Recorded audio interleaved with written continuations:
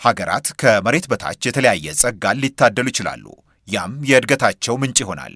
ስለ ኒውክሌር ሲነሳ ግን መሰረቱ ከመሬት በላይ ያለ የሰው ልጅ ዕውቀት ነው ይባላል። ኢትዮጵያ የኒውክሌር ኃይል ማመንጫ ማዕከልን ለመገንባት ስንዱ መሆኗን ለዓለም በይፋ አሳውቃለች። በዚሁ ሳምንትም የኢትዮጵያ የኒውክሌር ኃይል ኮሚሽንና የሩሲያው ፌዴሬሽን ሮሳቶም ኢነርጂ ማዕከል ሚስጥራዊ የኒውክሌር ኃይል መረጃዎችን የመጠበቅ ስምምነት ተፈርሟል። ዓለም የካርበን ልቀትን ለመገደብ እስከ ጎርጎሮሳዊው 2050 ድረስ ከአጠቃላይ የሚመነጭ የኤሌክትሪክ ኃይል 25 በመቶ ከኒውክሌር የኤሌክትሪክ ኃይል ማመንጫ እንዲሸፈን ፍላጎት አለ።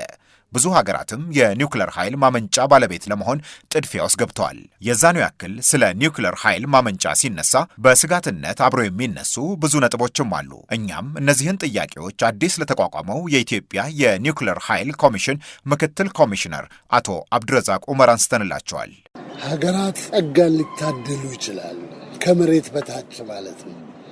ወርቅ፣ ነዳጅ ምናምን ነገር የኒውክሌር ጉዳይ ሲመጣ ግን ከመሬት በላይ ባለ ዕውቀት ላይ ነው መሰረት የምታደርገው።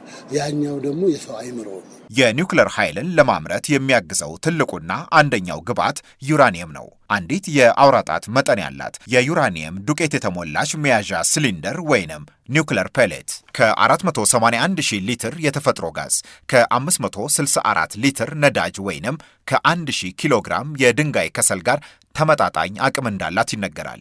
የማዕድኑ መገኛና ባለቤት ሀገሮች ግን ጥቂት ናቸው። አቶ አብዱረዛቅን ኢትዮጵያስ ይህንን ማዕድን ከየት ታገኝ ይሆናል ናቸው። ዩራኒየም ላይኖር ይችላል። የዓለምን 40 በመቶ ዩራኒየም የምታመርተው ሩሲያ ናት። ግማሹ እዚህ ኒጀር ነው። የተወሰኑ ሀገራት አሉ እና ስለሌላቸው አልቀሩም። በግዢ ማምጣት ትችላለህ። በተለያዩ አግሪመንቶች እነዛን ነገር ማሳካት የምንችልበት የእኛን ጥገኝነት በማይፈጥር ሁኔታ ልንሄድበት እንችላለንና የሚጠይቀው የፋይናንስ ፍላጎት ትልቅ ነው። ጨክነን ቆርጠን ልክ በህዳሴ ግድብ ላይ የታየውን አይነት ህብረት አሳይተን ከገባንበት ወደ ስራና ወደ ውጤታማነት የማንሄድበት የለም። በዓለም ዙሪያ በተለያየ ጊዜ በኒውክሌር የኃይል ማመንጫዎች ላይ አደጋ ደርሶ ያውቃል። ከ14 ዓመት በፊት በጃፓን ፉኩሺማ የደረሰው፣ ከ39 ዓመታት በፊት በቀድሞዋ ሶቪየት ኅብረት በአሁኑ የዩክሬኑ ቼርኖቤል ማብለያ ላይ የደረሰው፣ በአሜሪካ ፔንሲልቫኒያ የተከሰተው ደ3 ማይል አይስላንድ ማብለያ አደጋና ሌሎችም ይጠቀሳሉ። እነዚህ አጋጣሚዎች ብዙዎች ስለ ኒውክሌር ሲነሳ የደህንነት ስጋት እንዲሰማቸው ያደርጋል። በዓለም ላይ በየዓመቱ በመኪና አደጋ ከ5 ሚሊዮን ዜጎች በላይ ይሞታሉ። ይህ ሞት ምንም አይደለም፣ አንድም ቢሆን መሞት የለበትም። ግን በመኪና ያን ያህል ሰው ሞተ ብለን ወደ በቅሎና ፈረስ አልገባንም። ከዚህ አንጻር ኒውክሌርን ስናየው ይሄ ነው እዚህ ግባ የሚባል አይደለም። እስካሁን በ80 ዓመት ታሪኩ ላይ ያስመዘገበው የሞትና የአደጋ ምክንያት በጣም ብዙ የሚባሉ አይደለም። ቼርኖቤልም ይሁን ፉኩሺማ በዳታ ትክክለኛ ኮንክሉዚቭ የሆነ ማስቀመጥ ባይቻልም 50 እንኳን ሊሞላ ማይችል ነው እና ሴፍ ነው፣ አስተማማኝ የሆነ ነው። የዲዛይን ኤሌመንቱ በየጊዜው እየተሻሻለ ነው። ራሳቸው በራሳቸው የሚቆጣጠሩ የሚዘጉ ከሰው ኢንፍሉዌንስ አብዛኞቹ ሶስቱም የኒውክሌር አደጋዎች ዓለም ላይ የደረሱት የአሜሪካኑም ሆነ የዩክሬኑ ቼርኖቤል፣ የቀድሞ ሶቪየት ህብረት፣ የጃፓኑ ፉኩሺማ የደረሱት በሂውመን ኤረር ነው። ኢትስ ኖት አባውት ቴክኖሎጂ አይደለም። የኒውክሌር ኃይልን ለማመንጨት ኢትዮጵያ ከሩሲያው ሮሳቶም ኢነርጂ ጋር ከስምምነት መድረሷ የሚታወቅ ነው። በቋሚነት በአንድ የኒውክሌር ኃይል ማብለያ ማዕከል የሚሰሩ ከ5000 በላይ የሰለጠኑ ሰዎችን ማስተማርና ማዘጋጀት ይጠይቃል። እነዚህን ነጥቦች በማንሳትም ኢትዮጵያ ይህንን ለማድረግ ዝግጁ ነች ወይ? የተማረስ የሰው ኃይል አላት ወይ? ጊዜውስ አሁን ነው ወይ? የሚሉና ሌሎችም ጥያቄዎች ይነሳሉ። ይህንኑ ጥያቄ ለአቶ አብዱረዛቅ አንስተንላቸዋል። ሃይድሮ ለምሳሌ ያህል ትልቅ ውሃን መያዝ ይጠይቃል። ሰፊ ቦታ ይዛል።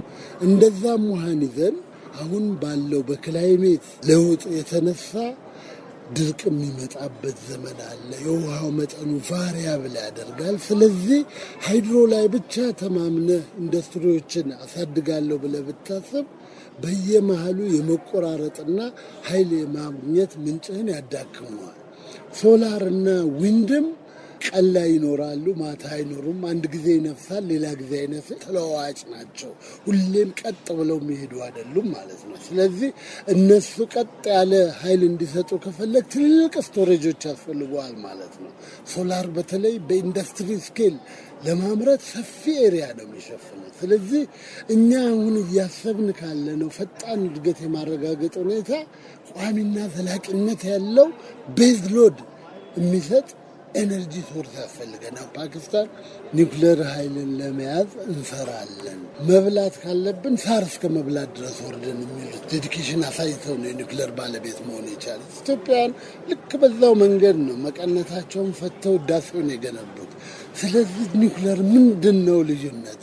ውሃ ማፊያ እኮ ነው፣ ምድጃ ነው እና አተሙ ነው የተለወጠው። ውስጡ ተፈጥሯዊ የሆነው ትልቁ ኃይል ያለበት አተም ሆነ እንጂ ከሰሉ እኮ ምንም ሌላ የተለወጠ ነገር የለው። ውሃ እናፈላለን፣ በሚፈላው ውሃ እንፋሎት ተርባይን እናሽከረክራለን፣ ኤሌክትሪክ እናመነጫለን።